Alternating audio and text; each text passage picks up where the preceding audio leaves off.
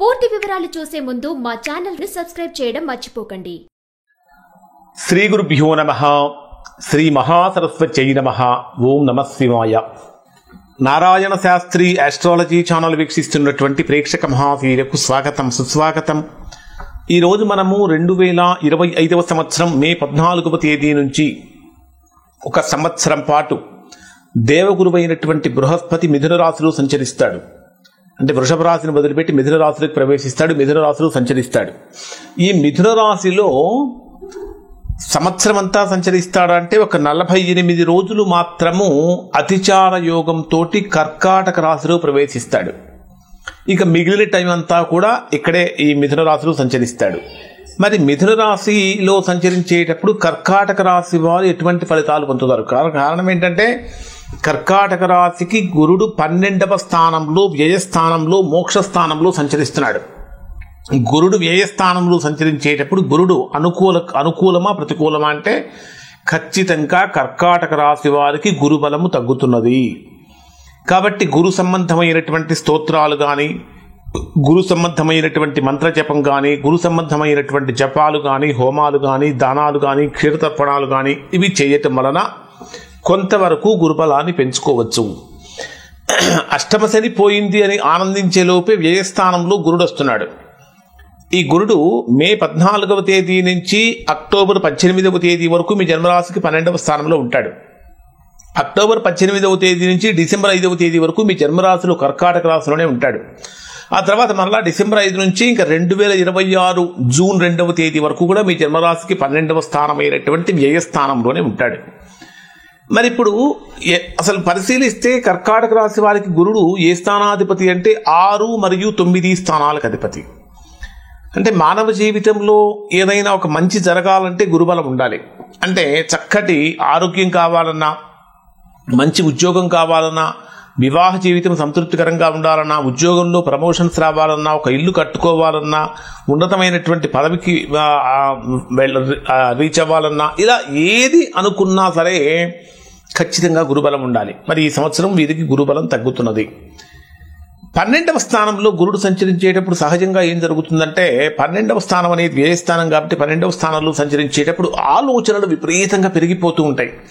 ఒక రకంగా చెప్పాలంటే ఒక 5 to 6% ఎఫెక్ట్ ఉంటే దాన్ని మీరు 95 to 100% పెంచుకుంటారు.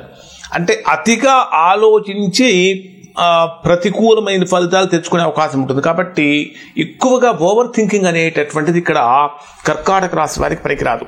12వ స్థానంలో గురుడు సంచరించేటప్పుడు సహజంగా నిద్రాభంగం కలుగుతుంది, కొన్ని రకాలైనటువంటి మనోవ్యథలు కలుగుతూ ఉంటాయి, కొన్ని రకాలైనటువంటి విషయాలలో భయాలు కానీ ఆందోళనలు కానీ కలుగుతూ ఉంటాయి. ఇవన్నీ కూడా కొన్ని ఇబ్బందులు కలుగుతూ ఉంటాయి. కానీ శత్రువుల మీద పైచేయి సాధించడం అనేటటువంటిది కూడా జరుగుతుంది. ఇక్కడ షష్టాధిపతి అయినటువంటి గురుడు 6వ స్థానంలో సంచరించేటప్పుడు షుగర్ వ్యాధిగ్రస్తులు ఎవరైతే ఉంటారో వారు అత్యంత జాగ్రత్తగా ఉండాలి ఈ సంవత్సర కాలం పాటు. 12వ స్థానంలో గురుడు వచ్చినప్పుడు ఎందుకంటే జిహ్వచాపల్యం పెరిగిపోతూ ఉంటుంది. అంటే ఏదైనా సరే కంటికి కనిపించిన ప్రతిదీ కూడా రుచి చూస్తే బాగుంటేనే అనుకుంటుంది. సహజమైనటువంటిది, అది ఏమీ పెద్ద విపరీతమైనటువంటిది కాదు. అంటే ఏదైనా సరే తింటే బాగుండు అనే అంటే ప్రతిదాని మీదకి మనసు పోతూ ఉంటుంది.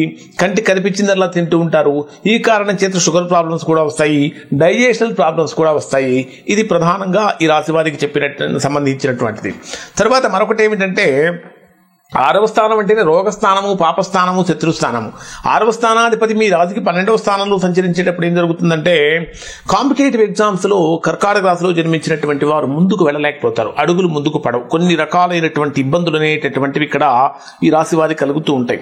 ముఖ్యంగా చెప్పాలంటే నిష్కారణమైనటువంటి విరోధాలు ఈ సంవత్సరం అంతా కూడా పట్టి పీడిస్తూ ఉంటాయి. అంటే మన ప్రమేయం లేకుండానే మన మీద కొన్ని రకాలైనటువంటి తప్పుడు ఆరోపణలు రావటం కానీ, నిందలు పడటం కానీ ఇట్లాంటివి కూడా జరుగుతూ ఉంటాయి. మీరు దయచేసి భయపడకండి. నేను ఎవరిని కూడా భయపెట్టడం కోసమో, బాధ పెట్టడం కోసమో, ఆనంద పెట్టడం కోసమో నేను ఈ వీడియోలు చేయట్లేదు.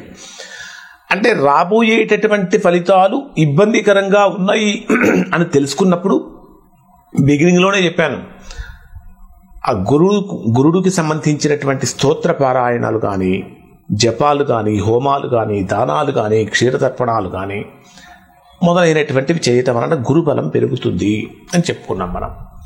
ఇక్కడ గురుడు 12వ స్థానంలో సంచరించేటప్పుడు ఆర్థికంగా కనుక పరిశీలించినట్లయితే బ్యాంక్ బ్యాలెన్స్ అంతా కూడా ఏదో ఒక రూపంలో ఖర్చు అయిపోతూ ఉంటుంది. అంటే అధికంగా చెప్పాలంటే ఖర్చుల యొక్క తీవ్రత కూడా బాగా పెరుగుతుంది అని చెప్పాలి. ముఖ్యంగా చెప్పాలంటే శుభకార్యాల కోసం ధనాన్ని ఎక్కువగా ఖర్చు పెట్టడం జరుగుతుంది. దైవారాధన బాగా పెరుగుతుంది. తీర్థయాత్రకు వెళ్ళటం, భగవంతుని మీద భక్తిని పెంచుకోవటం అనేటటువంటిది కూడా బాగా జరుగుతుంది. కానీ మీరు చేసేటటువంటి పనుల వల్ల సమాజంలో మీకైతే ఒక ప్రత్యేకమైనటువంటి గుర్తింపు కూడా లభించడానికి అవకాశం అనేది ఏర్పడుతూ ఉంటుంది. కుటుంబకరమైనటువంటి ఖర్చులు కూడా కొద్దిగా పెరిగే అవకాశం కూడా ఎక్కువగా ఉంటుంది. కానీ కుటుంబ వాతావరణం సామరస్యంగా ఉండే అవకాశాలు కూడా బలంగా ఉన్నాయి. ఇక్కడ మీ జన్మరాశికి 12వ స్థానంలో గురుడు సంచరించేటప్పుడు గురుడికి 3 రకాలైనటువంటి ప్రత్యేకమైన దృష్టులు ఉంటాయి. అంటే గురుడు తాను ఉన్న స్థానం నుంచి 5, 7, 9 స్థానాలను చూడగలుగుతాడు. ఇప్పుడు మీ జన్మరాశికి 12వ స్థానంలో ఉన్నాడు కాబట్టి 5వ వీక్షణం మీ జన్మరాశికి 4వ స్థానం మీద పడుతుంది. అంటే గురు వీక్షణాలు వచ్చేటప్పటికీ మీ రాశికి నుంచి 4, 6, 8 స్థానాల్లో గురు వీక్షణ ఉంటుంది. 4వ స్థానం అంటే విద్యకు సంబంధించినటువంటిది, తల్లికి సంబంధించినటువంటి స్థానం, గృహానికి, స్థిరాస్తుల వృద్ధికి, స్థిరాస్తుల డెవలప్మెంట్కి, వీటికి సంబంధించిన స్థానం. సో ఇక్కడ మీకు గురువీక్షణం 4th హౌస్ మీద ఉన్నప్పుడు ఏం జరుగుతుందంటే స్థిరాస్తుల డెవలప్మెంట్ కోసం చేసే ప్రయత్నాలు ఫలిస్తాయి. తల్లి యొక్క ఆరోగ్యం విషయంలో కొంచెం జాగ్రత్తలు కనుక తీసుకుంటే తల్లి ఆరోగ్యం చక్కగా బాగుంటుంది. అలానే హైయర్ ఎడ్యుకేషన్ కోసం ప్రయత్నించేటటువంటి వారికి పర్వాలేదు అనిపిస్తుంది. గృహయోగానికి ఈ సంవత్సరం అనుకూలత అనేటటువంటిది బలంగా పెరుగుతుంది అని చెప్పాలి. అలానే 6వ స్థానం మీద కూడా ఈ గురువీక్షణం ఉన్నప్పుడు ఏం జరుగుతుందంటే శత్రు నిర్మూలన జరుగుతుంది. శత్రువుల మీద పైచేయి సాధించడం జరుగుతుంది. అప్పులు అనేటటువంటివి చేయకుండా ఉండాలి. సాధ్యమైనంత వరకు లోన్స్ తీసుకోకుండా ఉండటం అనేది ఈ సంవత్సరం మీదకి ప్రధానంగా చెప్పదగినటువంటి సూచన. గతంలో చేసిన రుణాలు కనుక ఏవైనా ఉంటే వాటి నుంచి కొంచెం ఒత్తిడి యొక్క తీవ్రత కూడా పెరుగుతూ ఉంటుంది. ఇది ఒకటి. తర్వాత కాంపిటేటివ్ ఎగ్జామ్స్ రాసేటప్పుడు విద్యార్థులు కొంచెం అధికంగా కష్టపడాల్సినటువంటి పని కూడా కనిపిస్తూ ఉంటుంది. అలానే ఫారెన్ ట్రేడింగ్ చేసేటటువంటి వాళ్ళకి, అంటే విదేశీ వ్యాపారం చేసేటటువంటి వారికి కూడా ఇది అనుకూలమైనటువంటి ఫలితాన్ని కూడా కలిగిస్తుంది. కానీ మీ జన్మరాశికి 8వ స్థానం మీద గురువీక్షణ ఉన్నప్పుడు ఏం జరుగుతుందంటే ఇప్పుడు దాకా బాగా సంపాదించుకున్నటువంటిది ఏదైనా సరే, అంటే మీకు బ్యాంక్ బ్యాలెన్స్ కనుక ఉన్నట్టయితే అది కూడా ఏదో ఒక రూపంలో ఖర్చు అయిపోవటము, కొంతమంది వ్యక్తుల యొక్క మాయమాటలు నమ్మి అనవసరంగా ఎక్కువ ఆశ చూపించి ఆ ఆశకు లోనయ్యి ఉన్నదంతా పోగొట్టుకునేటటువంటి పరిస్థితులు కూడా కలుగుతాయి. కాబట్టి కర్కాటక రాశి వారు ఎట్టి పరిస్థితులు కూడా అత్యాశకు మాత్రము పోకూడదు. ఉన్నంతలో అంటే మీ కష్టాన్ని నమ్ముకోవాలి, ధర్మాన్ని నమ్ముకోవాలి, ధర్మ మార్గంలో నడవాలి. అంటే ఆత్మవిశ్వాసం అనేటటువంటిది పెరుగుతూ ఉండాలి. ముఖ్యంగా చెప్పాలంటే భగవంతుడిని నిరంతరం సేవిస్తూ ఉండాలి, భగవన్నామస్మరణ చేస్తూ ఉండాలి. ఈ సంవత్సరం అంతా కూడా ఈ కర్కాటక రాశిలో జన్మించినటువంటి వారు దక్షిణామూర్తి స్తోత్ర పారాయణం చేయటం వలన విశేషమైనటువంటి బలం కలుగుతుంది. ఈ కర్కాటక రాశిలో జన్మించినటువంటి వారికి గురుబలం పెరగాలి అంటే గురు సమానులను, గురు పూజ్యులను సేవించాలి. అంటే తండ్రిని సేవించడం వలన గొప్ప ఫలితం కలుగుతుంది. ఎందుకంటే తల్లిని సేవించడం వలన కూడా అంతకు మించినటువంటి 100 రెట్ల ఫలితం కలుగుతుంది. అలానే విద్య నేర్పినటువంటి గురువులను, సాధువులను, సన్యాసులను వీరిని సత్కరించుకోవటం వలన, వీరికి పాదసేవ చేసుకోవటం వలన కూడా గొప్ప ఫలితాన్ని పొందుతారు. దాంతోపాటు సాధువులకు, సన్యాసులకు, విద్య నేర్పినటువంటి గురువులకు వస్త్రదానం, పసుపు రంగు వస్త్రాలను సమర్పించడం వలన కూడా చక్కగా గురుబలాన్ని పెంచుకోవచ్చు.